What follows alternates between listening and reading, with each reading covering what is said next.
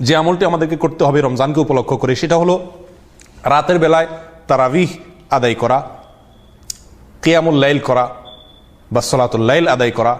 এশার সালাতের পরে যে তারাবি আদায় করা হয়, এই তারাবি আমাদেরকে আদায় করতে হবে এবং এই তারাবি আদায় করা আমাদের জন্য সুন্নাত।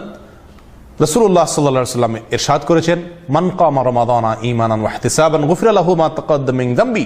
যে ব্যক্তি ঈমানের সাথে ইখলাসের সঙ্গে তারাবির সালাত অর্থাৎ রাতের নামাজ দাঁড়িয়ে আদায় করবে, নফল নামাজ আদায় করবে এশার ফরজ নামাজের পরে, আল্লাহ তাআলা পক্ষ হতে ঘোষণা যে গুফিরা লাহু মা তাকাদ্দামা মিন যামবি, তার পূর্বের যে সমস্ত ভুল ত্রুটি বা অন্যায়গুলো হয়েছিল তার পূর্বের সমস্ত গুনাহকে আল্লাহ তাআলা মাফ করে দিবেন।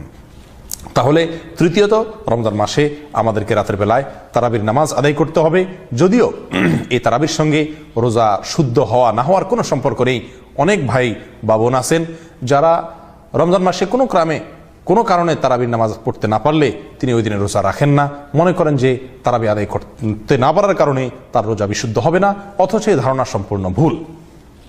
কিন্তু তারাবির নামাজ আদায় করা এটা আমাদের আল্লাহর পক্ষ থেকে আমাদের সকলের জন্য গুনাহ থেকে নাজাতের, গুনাহ থেকে মাগফিরাত লাভের, ক্ষমা লাভের বিরাট এক সুযোগ বা উপলক্ষ এবং কারণ।